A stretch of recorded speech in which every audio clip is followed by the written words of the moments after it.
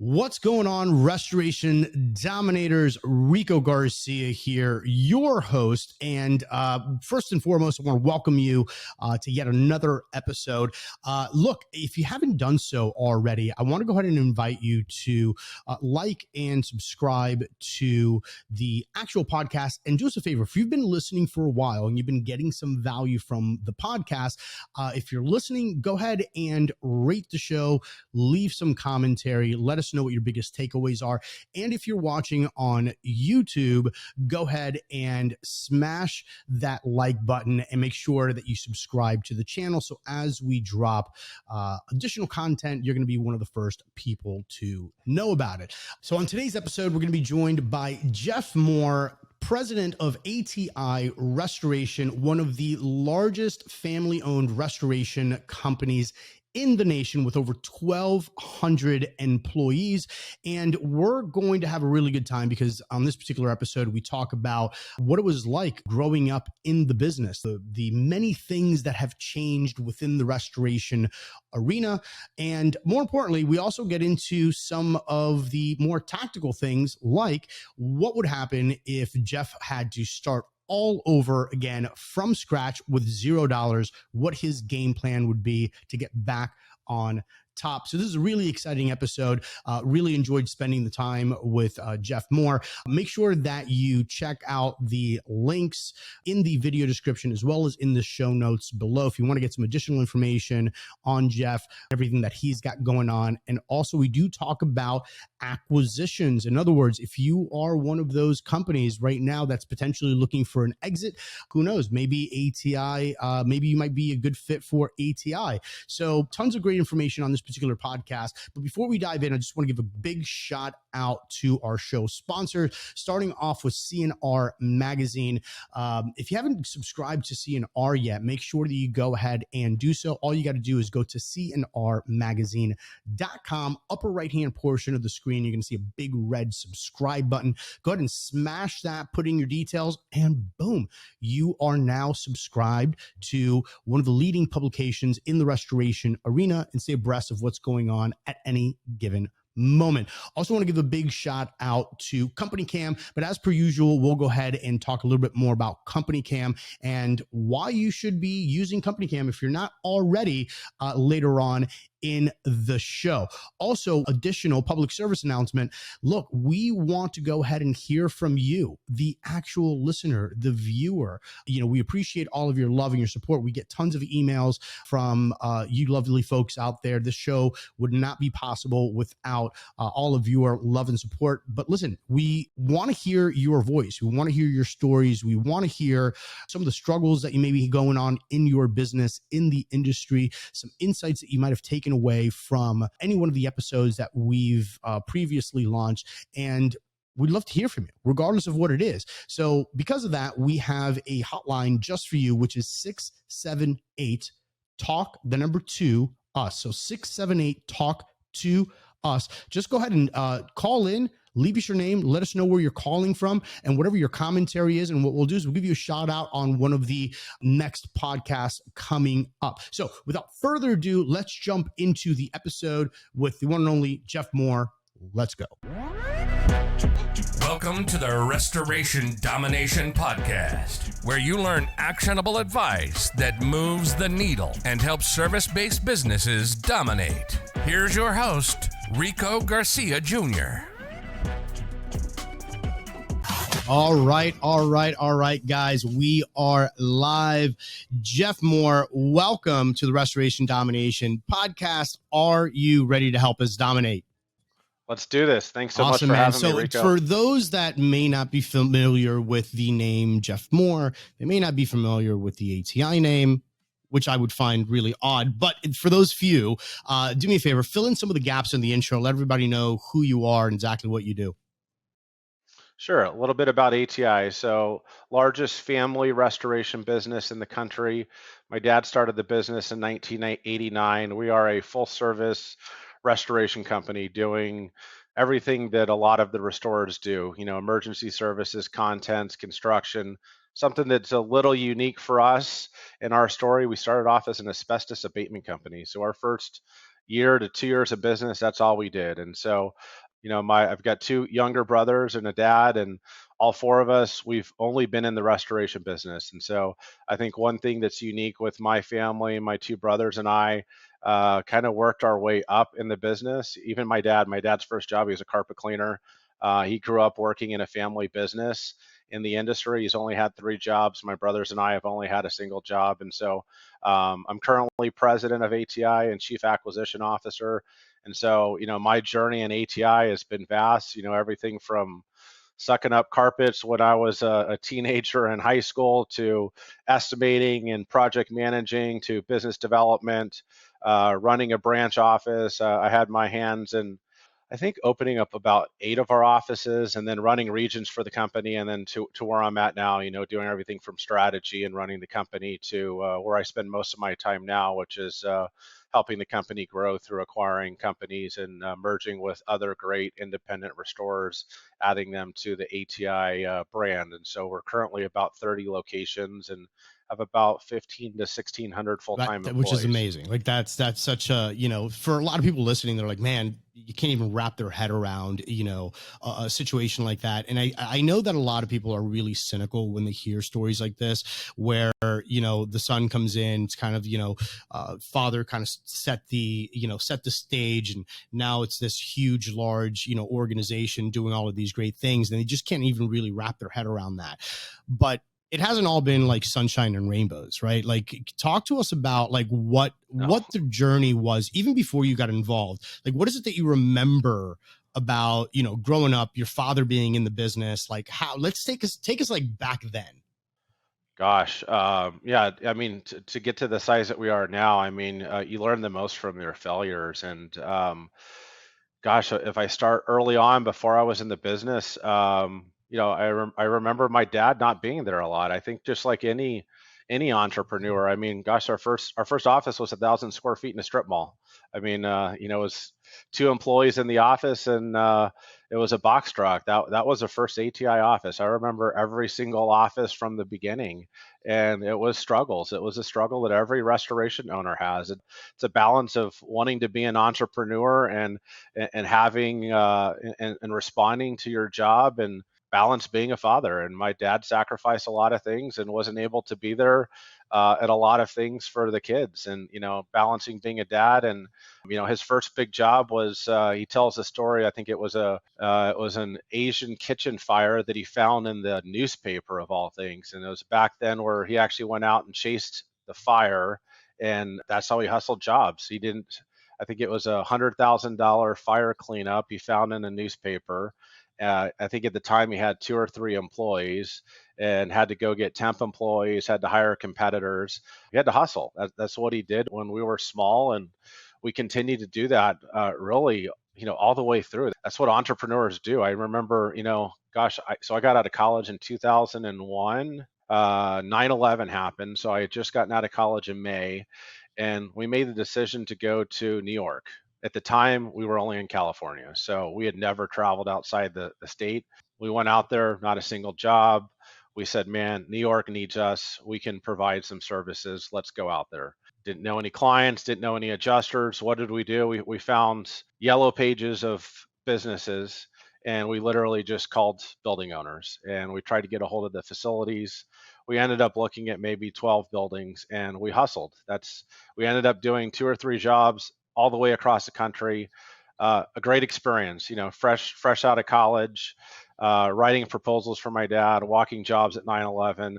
That was really our first experience of doing catastrophe work, and having I learned a lot living in New York there for 4 months, growing up in the industry, but never being on an event, and then seeing the destruction, and then being able to help those business owners and those tenants after such a tragedy. Those are things that small business owners do. When we were small, there wasn't a plan. We didn't have a plan to get to this size. Honestly, we didn't have a plan to get to $50 million. I would say at every stage we got to, there wasn't a plan. The size we are now, there is a plan. We are a mature organization, but there wasn't a plan along the way. I mean, when we expanded from one office to two, our strategy was my dad knew someone, and that person wanted to work for my father. And so we hired him, and all of a sudden we were in a new market. And we hoped and we prayed and we expected our customers to give us business in that market. And we had a good brand and a reputation, and we invested in some capital, and we hoped that it would work out. And we were very fortunate. And the third office was the same thing. There's no strategy, there was no research. Again, if I could do it all over again, Rico, we would do it totally differently. It was dumb luck. That's how we got the first 10 offices. That's how fortunate we were. And California is where we grew to, quite a few offices. And when we went outside of California, I remember, so I live in Phoenix. I'm the only one in the family that doesn't live in California. And our journey out of Arizona is a pretty funny story. Chris Lake, who owns Chris and Phil Lake out of Colorado, they own a recruitment company called Restoration Personnel Services. He called me up on the phone. He's like, Jeff, I've got this great candidate. He's in Phoenix. One of your competitors passed on him. They're looking for a regional manager. This guy's better than sliced bread. You got to talk to the guy. It's a Monday. And I said, all right. I talked to him. By Friday, I flew the guy out to California. We liked the guy. We hired him. We opened an office in Phoenix the next week. We had a building signed 2 weeks later. That was the strategy of ATI. It's now like our third largest office in the company. We've got 150 employees in Phoenix. But again, we believed in the service. We believed in what we were doing. And we've got other amazing journeys where we put strategy and a lot of things in place. But most of our early success was dumb luck and providing a great service. And the most important part as you expand is people. And I can tell you, we've got great examples where we were successful in a market. I can give you a bunch of examples where there's an office where we lost money for the first 10 years. It was terrible decision, and we went through 5 managers. And anytime you've got an executive running a market for you, I don't care what market it's in, I don't care if it's the best market in the country, if that person you hire, if it's not in a market that's down the street that you can go visit all the time, you have no chance of making money unless that person is going to, because they're never going to run the business the way that you do. You need to make sure that you've got trust in them, and that really is the key to success for us as we expanded. Because we grew this thing to $320 million before we had any backing by any outside capital whatsoever. And we greenfielded. When I say greenfield, we started these things from scratch. We were a California-based company, went all the way to Boston, found people in Boston to hire, and we were only successful in Boston until we found someone in that marketplace that was really good. And we typically would have to go through several managers until we would be profitable and have a well-balanced team that was stable and we could perform in a market. But it's challenging, and you're not making money in a new market in 1 year. We've had one office that made money in 2 years. A lot of times it takes 3, 4, 5, sometimes 6 years to make money in a new market as you're expanding. It's not rainbows and unicorns like everyone right. And one of the thinks it is. things that I think is really, honest and brave to some degree, like today, when you speak to a lot of entrepreneurs and they've achieved whatever degree of success they've achieved, they always go back to like, yes, I had a strategy. Yes, I had a plan. I had it all figured out from day one. And there is something to be said about just putting your head down and grinding and hustling, and obviously keeping service at the forefront of what it is that you're doing, and really just having that as a mission, right? And I think that, you saying a lot of this was just, some dumb luck, right? Just being right place, right time, and just, putting your head down and just meeting new people, shaking hands, kissing babies, building relationships. But a lot of that was built on one thing, and that is you guys always stuck by service. Right? You were delivering for the customer and making sure that was kind of like the calling card, right? Yeah, and I'd even go a step further. I wouldn't even say it's service, it's our employees. I always say to everyone, I only have one customer. It is our employees. They are the backbone. They allowed us to expand.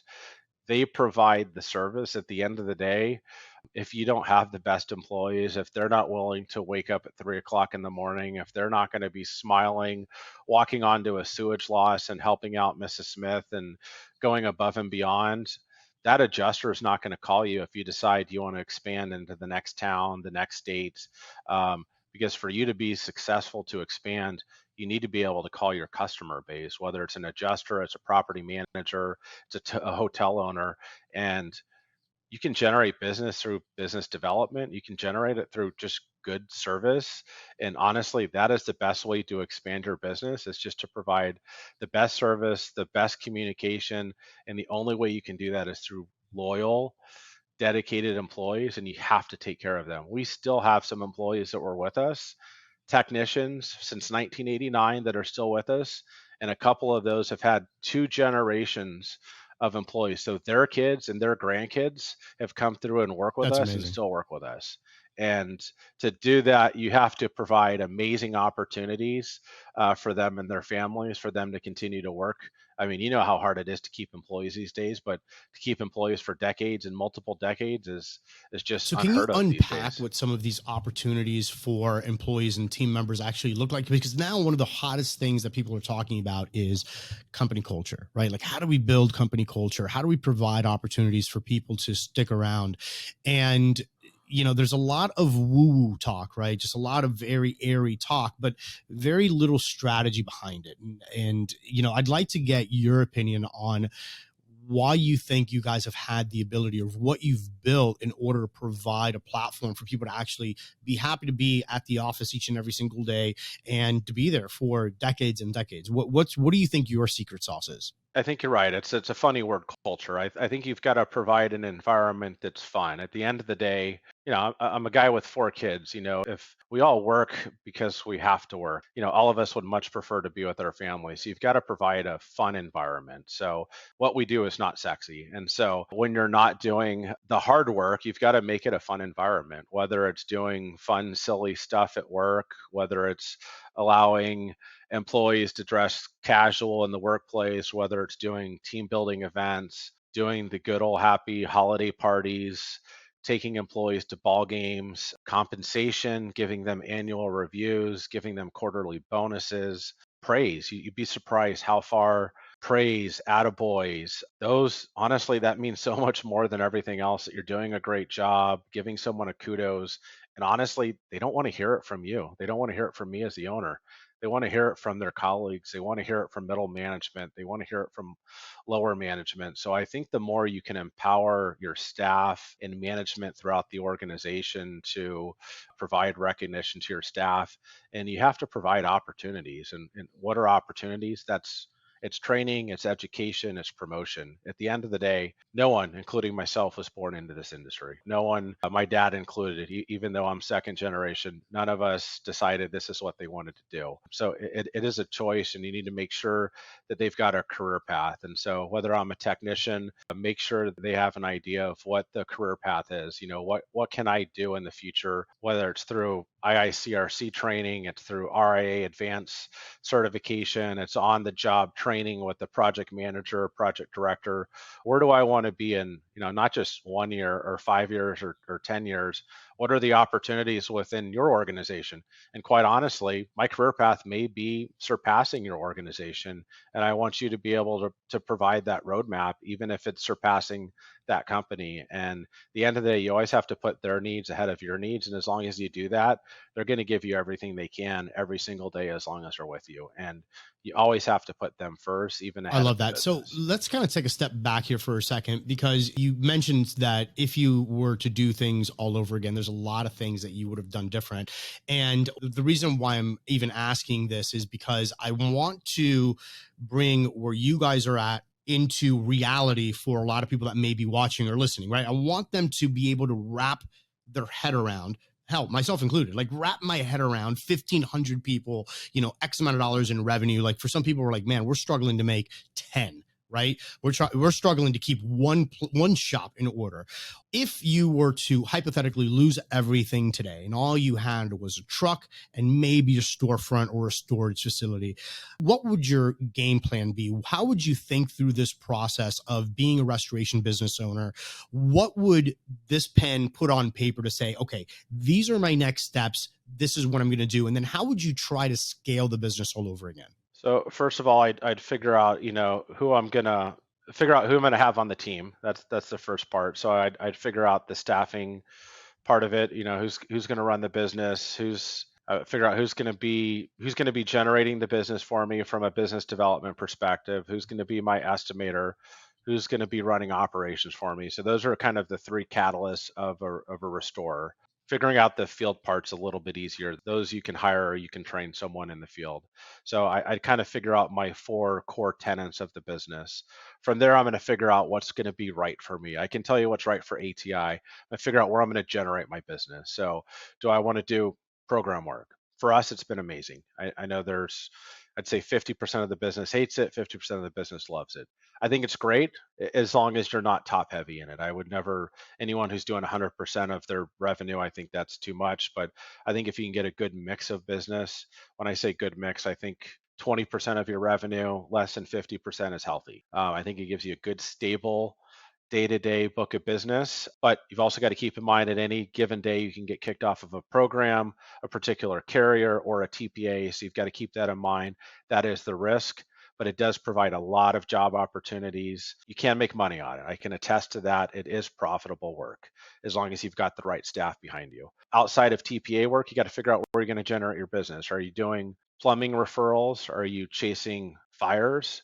Those are other profitable ways to do business. Are you doing online SEO digital work? Or are you doing what I think is probably the most beneficial? And I think in talking to a lot of restorers is probably the hardest, but I think it's got the biggest ROI. It's hiring someone in sales, or what we refer to as business development. So it's someone, and then when it comes to generating business, you can go after agents. We don't find advantageous at ATI. You can go after adjusters. And when it comes to commercial, you can go after property managers, both multifamily and commercial.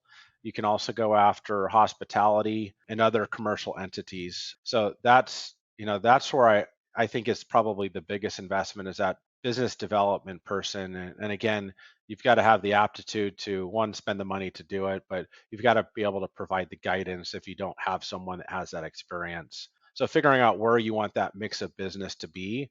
And then you also have to figure out what services do you want to offer. Are you able to do full service? Or are you going to be mid only? Or are you going to be construction? And I also think having a balance of both.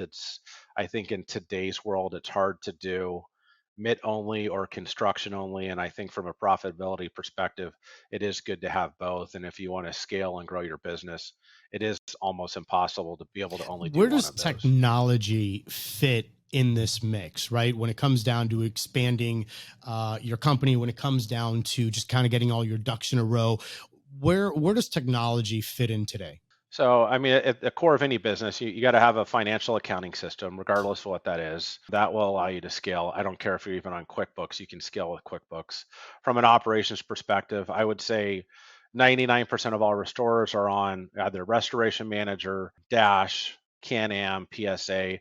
As long as you're on one of those, or there's the fourth one, drawing a blank on. But yeah, there's 3 or 4 industry platforms. Any one of those are scalable solutions. Those will provide you the technology. And then from an operations perspective, you've got your 3D imaging. So if you're using Matterport or DocuSketch, I think if you take those 3 technologies, that will allow you to scale. And we talked earlier about how would I scale the business if I'm a single owner operator right now.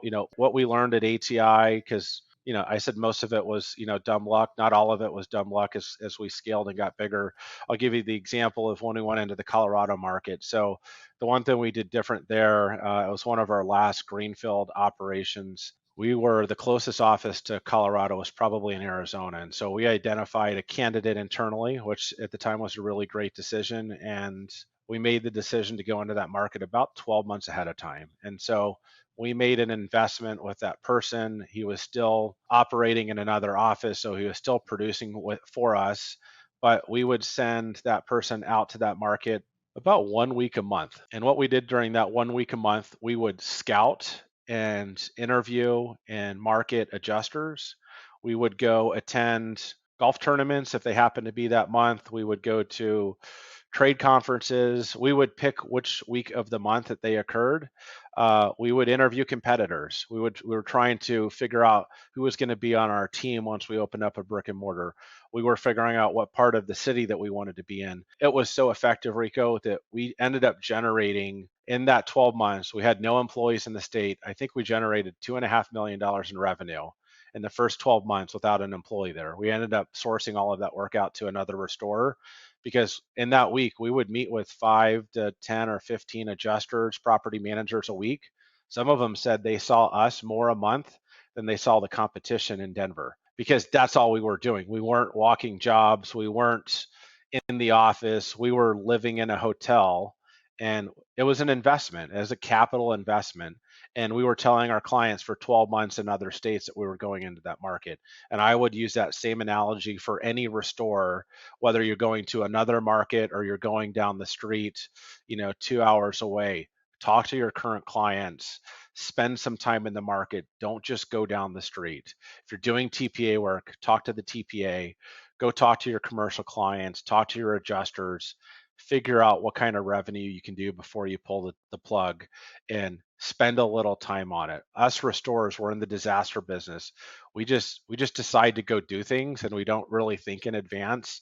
And I promise you, you'll be 10 times more successful if you wait 6 or 12 months and really put some thought and energy into it, and you'll hit the ground Yeah, running so and there's a you'll lot of thank me in for our it. industry. Obviously, it's a people business, right? We're getting called out in situations where Yes. obviously there's an emergency, you have to respond, and you're kind of starting to build the relationship in a lot of cases under that kind of a situation, right?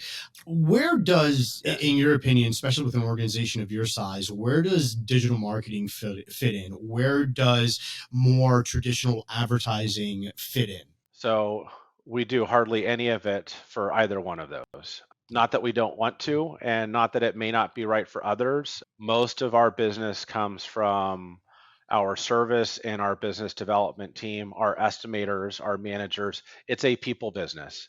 There is a place. I've seen many restorers I've talked to that generate 10, 20, 30% of their business through SEO, digital, online, Facebook ads. It works. It 100% works. We've just gone through changes in labor within our marketing space. It has not been a priority or focus for us. So honestly, it's never generated 1% of our revenue as a company, Right. right, wrong, or indifferent. That will change over time. It Right, just right, hasn't right. been I our mean, for strategy. me, like I am one of those restorers. Like 100% of our business, or I shouldn't say 100% because we do get referrals from, adjusters and relationships that we've built over the years. But for the most part, like 95% is 100% either digital or some form of real advertising, not the door to door knocking, dropping off donuts, that type of a deal. But that's been our strategy because that's what I knew and I felt really comfortable with. And frankly, I don't want to be, and even when I do face to face sales, my approach is so different from everybody else's, mainly because I don't like to be interrupted during my workday, because somebody, is a great hero and that they may be able to produce something a little bit better than what I already have. I don't want to be interrupted, right? So I never wanted to be that guy. So digital is that you're only having conversations with people that want to have conversations with you, right? But again, this just goes to show that different strokes for different folks. Like there is no necessarily right or a wrong way. And I think that we get so fixated on, well, you have to do this just because it's available, but that's not the case, right? Because such a small percentage of it is not even on your radar screen, right? And as me over here, that's what I push the most. So it's just interesting to see that dynamic. Polar opposite. Yes, there's so many different ways to get your revenue and to generate it. It's you have to figure out what's right for you as an owner and what's right for your business. And whether it's how you're doing it, there's other guys that are getting referrals from plumbers. I've seen others that are generating 50% of the business from chasing. I mean, you've got to figure out what your passion is, what really gets you excited in the morning, and as an entrepreneur and an owner, and your staff, because at the end of the day, your staff, unless you're a single owner operator in one truck, what's going to motivate your staff? Because if you're a chaser or came out of a chasing organization, but all of your staff is all former program people, then that's great that you love chasing. But if you've got the wrong people, then it's not going to work for your business. So you've got to figure out what works for the organization. I can tell you, having 30 offices, what works in one office doesn't work for another. I've got a couple offices that are fairly successful at chasing, and we've got some that are great at program. We've got some that are terrible at program, and each office kind of has its own DNA based off the leader and the staff that are comprised in That's each office interesting, too. right? And just goes to show like different areas, different players, how they play together, and just Yes. the subculture, if you will, right?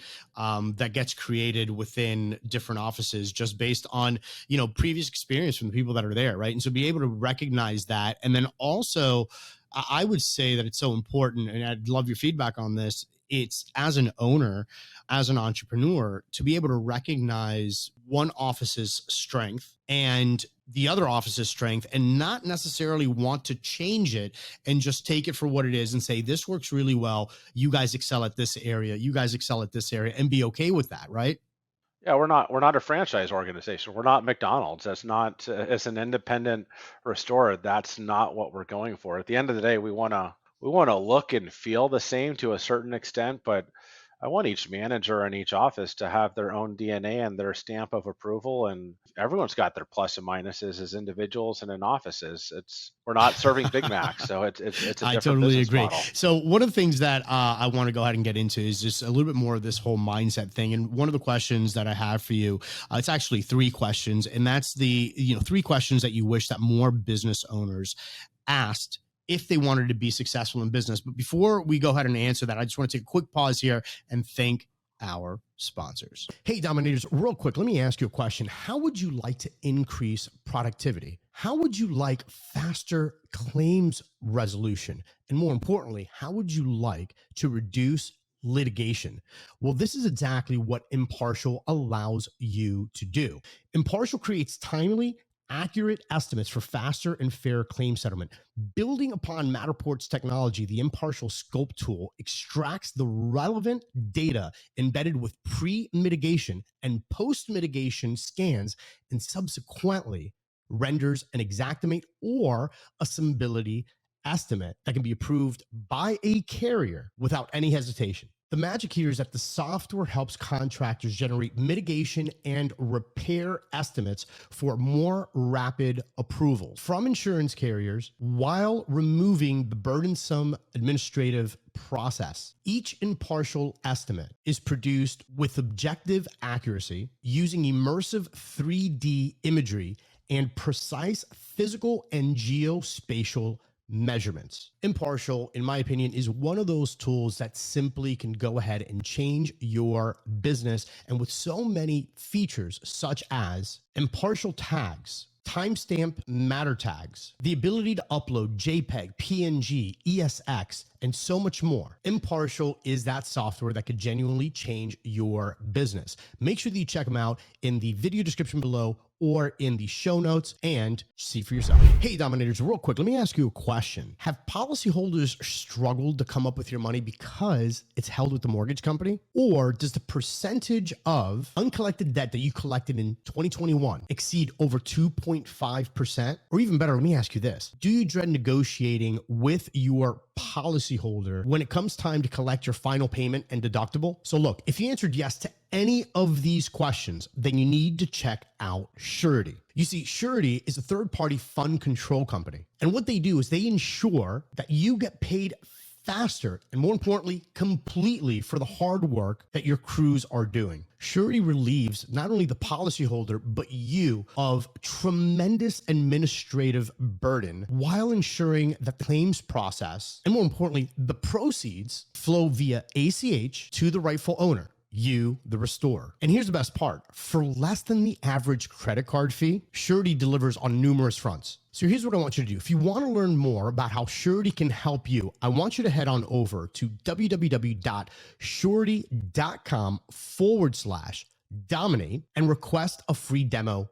today. Now listen, Restoration Domination listeners, just like you, are going to receive a really cool offer. And here it is. You're going to receive an exclusive offer, which includes free processing for the first insurance claims check and 3 months of free access within their network. Again, that's Surety, SURETI.com/dominate Dominate. Photo documentation is possibly one of the most important aspects of what it is that we do in the restoration business. Not only so that the client knows exactly what's going on, but also so that you can prove your work to insurance companies. One of the best ways that I've found to go ahead and document our projects is by using Company Cam. Company Cam is an amazing app. It has so many features, everything from time-stamped and GPS located photos, individual project files, unlimited photo storage, in-app communication with your crew, a live stream of all of your projects as the photos are coming in, as if it was an Instagram feed. So from a managerial standpoint,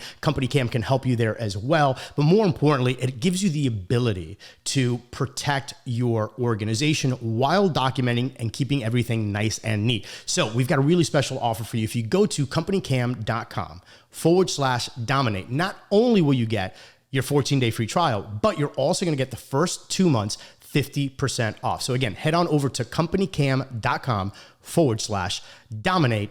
Get the app, and I'm sure you're going to love it. All right, we are back. So we left off with the top 3 questions that, in your opinion, you think more business owners should be asking. And I think that we've covered some of it, but what would you say off the top of your head would be the top 3 questions that someone in our business or brand new to the business should be asking if they're looking to be successful in business? Gosh, 3 top questions in business. I think the most important part is keeping is really motivating and keeping your staff engaged, excited at what they're doing, and loving their job. I think at the core of any business is the employees. So I think the more you can really put into your employees and keeping them happy individually, I think as a collective group, and making sure you're keeping them excited individually is probably the most important, because people tend to leave and they leave for different reasons. They're motivated differently, some financially, some for appraisal and making sure, some are looking to move up within the organization and want to know there's a career path. So making sure you really understand your employees the best of your ability, I think, is probably the first one. I think the first one is how to diversify your business.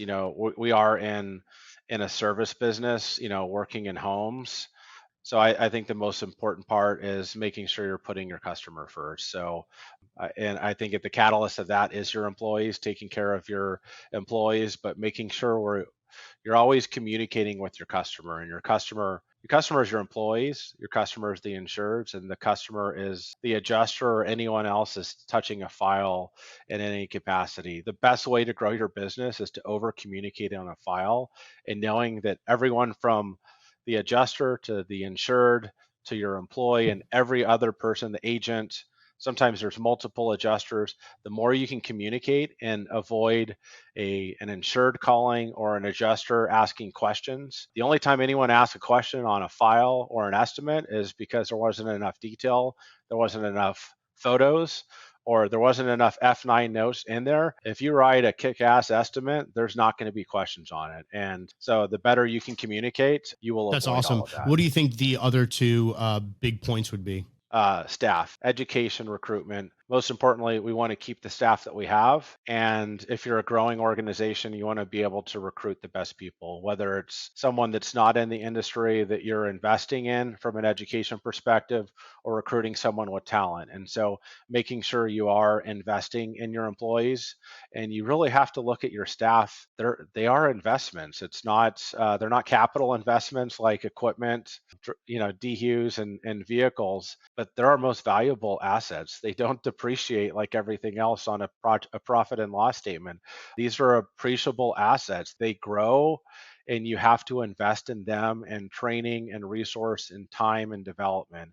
And so never, sending someone for IICRC training is not investing in your staff. You have to do more than simply sending them out for a WRT certification. There's so much more to investing in staff than sending them out. So what would be like some examples of that? Training. Because it's interesting that you say that, because I've had these conversations, like off-camera conversations with tons of people, and I'm constantly asking, like, hey, how is it that you're investing in your staff? How are you investing in your personnel? What is it that you're doing to really make them feel as if they're growing? They're like, oh yeah, we just sent them off to go ahead and do their fire smoke certification. It's like, great. but is that really like investing in your staff, right? So what are some of your examples? And I know that you touched on a few, but what's like the one area that you think really moves the needle for staff and employees to make them want to really stick around? So I think you've got your hard skills, which is the things that we have to send our people to, and I think there's soft skills training. How to, whether it's how to manage people, how to act in certain situations, leadership training, customer service skills training, a bunch of non-mandatory training. I think, and there's those employees that feed for additional training, and there's those that are looking for the bare minimum. And I think you want to give all of your employees endless opportunities. And for those that are thriving and are thirsty for it, you want to give them all of the opportunities in the world, because that is your future. It's not for the people that are just looking for the bare minimum. You want to be able to give them all of those opportunities. And it's not just industry training, it is all of the other things.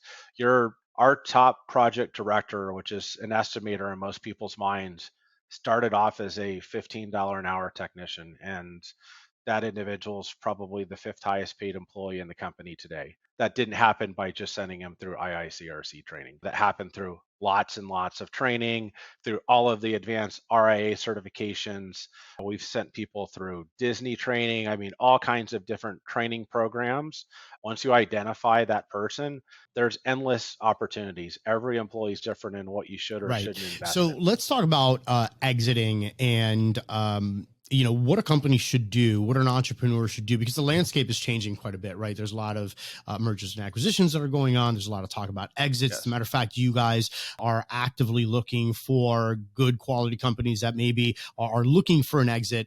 I've always been of the opinion that you should build an organization, even if you have no intention to sell, as if you're going to sell. Right? Because ultimately you're just going to have a better experience overall. And in the event that one day you do wake up and you're like, you know what, I'm old, I'm tired, or I'm just tired of the business, I want to go vacation, I want to go travel the world, whatever your why is, you've got something that's desirable. Let's talk about that a little bit. Let's talk about how all of these things that we've talked about, how it ties into being an organization that, is desirable for someone to want to purchase it. I totally agree with everything you said, Rico. I think every owner, regardless of industry you're in, I don't care if you never plan on selling the business, you need to run the business as if it's ready for an exit, because you never know what curveball life is going to throw to you. I can give you a multitude of owners that had no intention of doing anything. All of a sudden, an accident happened, a wife got sick, someone's got cancer. All of those are real life examples of people I'm talking to right now, and they had no plan. And I think even if you have no intention of selling it, I think it's best to run your books and your business so it's financially sound for when and if you're ready to.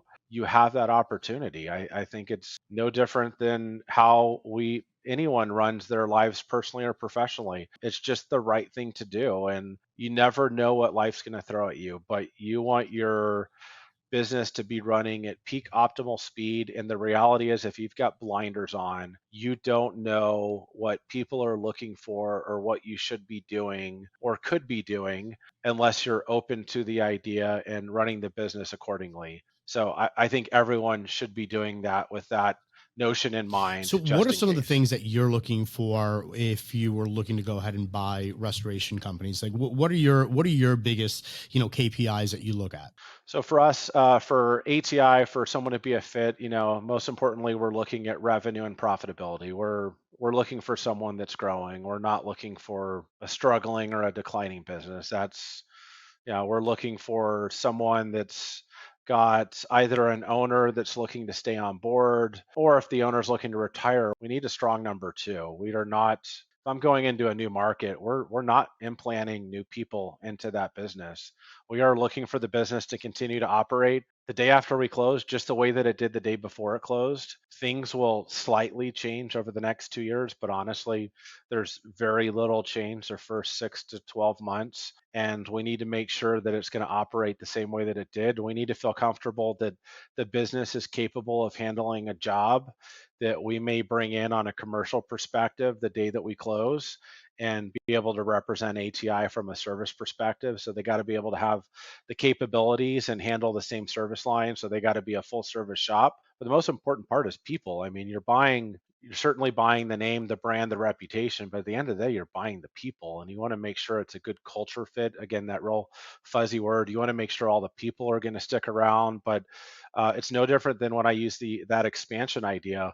We were really successful when people stuck with us, and we were total failures when that manager or that executive would leave. So as long as we believe that the owner's there to stay, or his number two or she is going to stick around, then we know it's going to be a successful transition, because the leader is really Yeah, what and I you're want to standing highlight behind. something real quick, which I think is extremely important, right? Even for an individual such as yourself that's looking to acquire companies, right? Like, it's not even like the revenue is really nice, and that's a good metric to look at. If a company's generating $100,000 a year, well, that's probably not, you're not salivating over that deal. If they're doing $200 million a year, okay, that's really interesting. But there's this whole other aspect of it too, which is, how long has that number been in play? How long have you plateaued? Have you reached the end of the road?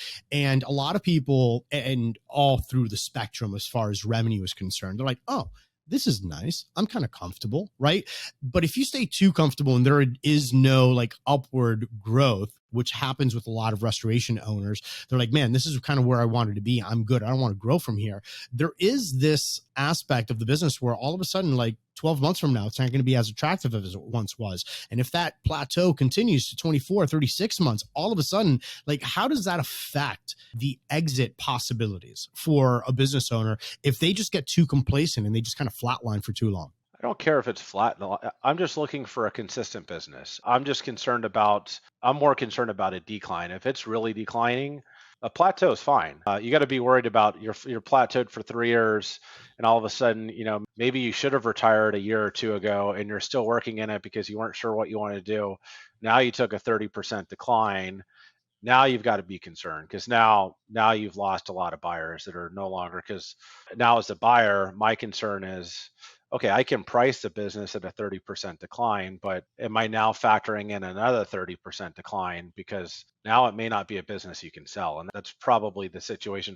Or it's a business that you're not going to be willing to sell it for the price that it's really worth.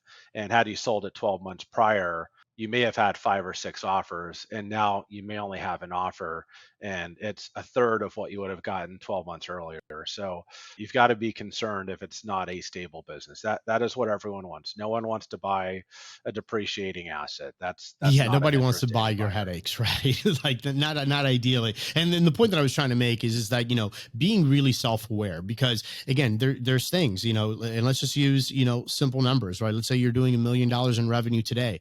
$1 million in revenue in 2024, 2025 is no longer the same $1 million that it once was before. So these are like, you have to be self-aware in business and understand, am I getting at a point in my career, or have I reached a level of success that I could exit? And this is as sexy and as attractive as it's probably going to be for a while, unless I'm all hopped up and jazzed up about really getting to that next level, and I have the willingness to get it to the next level. So it's just a matter of, from an owner's perspective of, take inventory, find out whether or not your business is sellable, find out whether or not, this is where you're at, and if your heart's in it, and make, educated decisions from there so that you can maximize whatever that sale could be. Right. Correct. I think the other thing as an owner you've got to be self-aware of is anything that's abnormal in the business. So especially, I mean, I know you're there in South Florida, so be cognizant if you're $1 million a year business, and if you did $2 million coming off a hurricane, and it may sound like it's a great time to sell the business, but don't expect a valuation off of $2 million if you've done $1 million 3 years in a row. No one's going to pay you off a one-time event, or you got a $500,000 job and you've never done that before. Again, as a buyer, we're looking for normalized revenue, normalized profitability. Any buyer is going to be looking at anything that's not normal. So again, we're looking for that consistency, both in the That's positive awesome. and the So negative. one thing that I'm always asking my guests, because I'm such a fan of, education and really leveling up, and you've kind of touched on a bit on RIA and what they're doing in the industry. And we were kind of talking off camera a little bit how we just really wish that more people were aware of, the organizations and how they should be getting involved. Talk to us a little bit about your role in the RIA and what's kind of like on the horizon for the industry with that regard. Yeah, so I'm the current vice president, newly appointed at the Restoration Industry Association. We are the association for the restoration contractors. So we currently have, somewhere between 1,000 and 1,500, I think, members. And I think from my math, there's about 15,000 restoration companies. So we've got a small fraction of the industry. So for those of you that aren't aware, you definitely need to go check out the Restoration Industry Association website. It's an amazing educational resource, especially if you're a small independent restoration owner. We just changed our membership dues. So if you're a small independent restorer, even doing $50,000, $100,000 a year, dues are set up accordingly. So they are affordable, and it's an incredible resource. Ed Cross is leading the AGA. They've got some white papers out there. So whether you're doing TPA work, you're doing large loss and dealing with third-party consultants, the resources out there, how to charge for fuel surcharge with all the crazy gasoline prices that we're doing in Xactimate, the collaboration that we have with Xactware, we have moved the needle exponentially from a pricing perspective with Xactimate. You have to join because a trade association doesn't exist unless all of its members are part of it. So, we all have to join. We have to support the association. It's a nonprofit. We do a trade show every year, but the AGA's resources are incredible. As a company of our size, small independent restorers, I promise you have to look at it. Follow up with me personally. I'd happy to jump on a Zoom call with anyone listening to Restoration Domination. It will be worth your time. It will help your business. You will make more money for it. There's a tons of educational materials, and you will be able to use one of those white papers to move the needle on some major Which projects is that you have exactly what it's all about, right? There's a lot of restoration contractors that will stomp their feet, they'll pout, they're saying, hey man, I'm not getting paid for this, I'm not getting paid for that, I'm getting stonewalled when it comes down to these kind of practices. But then at the same time, you ask the question, it's like, hey, when was the last time you got some education? When was the last time you got your hand on on opinion paper, or some of the resources that currently exist out there? Like, oh well, no, I don't participate. Well, let's start there, right?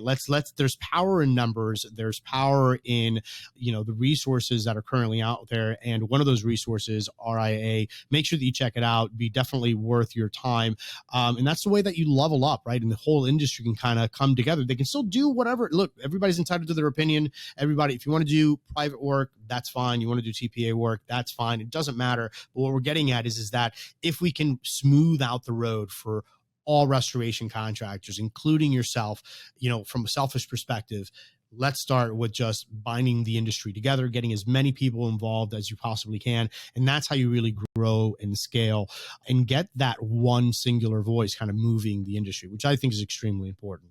One other thing I'd say is we've got an affinity program, which has been around for a couple of years. It's essentially a rebate program. So products like Sunbelt, Earth Visions, Matterport, Surety, I think you just had Yeah, Watley on. You get discounts on all of those products by being an RIA member. Honestly, if you didn't believe anything that I just shared with you about RIA, the affinity program itself will pay for your membership by tenfold by using products like Ask Amy and some of the other ones I mentioned. So even if you thought all the other stuff was BS, it's going to be worth your time just for that's the awesome. affinity program So one alone. last thing before we go ahead and wrap up the interview, I love books. Books is a great way to kind of be, in someone's mind and get that mentorship from afar. What are the top 3 life-changing books that you would recommend for entrepreneurs or for anyone to read? So I'm not a big book reader, but I do have a favorite author, and he's written about 6 to 8 books. His name's Patrick Lencioni.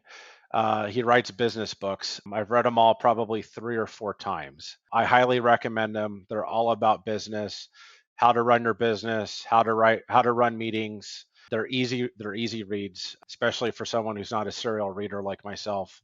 And I'll go ahead and I'll provide a couple books. of links in the show notes and the video descriptions below, just some titles, just to kind of whet some appetite here to see if this is something that, some of the listeners would want. The 5 Dysfunctions of a Team, Death by Meeting, and The Ideal Team Player, just some of the titles by Patrick. And I'll go ahead and leave some of those links in the video description as well as in the show notes below. And Jeff, listen, man, I know that you're a busy guy. I really do appreciate you jumping on to the Restoration Domination show and sharing with us some of the stories of the early days and, kind of the journey onto what's gotten you here now and everything that you're doing with the RIA. If someone wanted to go ahead and learn more about you, learn more about your company, how would they be able to get in contact with you? So if you want to learn more about ATI, go to www.atirestoration.com.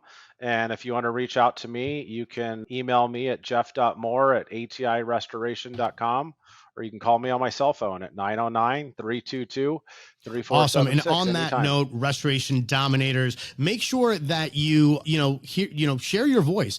Remember that we have our hotline available, which is 678-TALK to us. That's 678-TALK, the number 2 us. Go ahead and give us your opinion on the show. Go ahead and give us your feedback. Let us know your thoughts. And as per usual, keep on hustling, hacking, and dominating. I'll see you guys on the next one.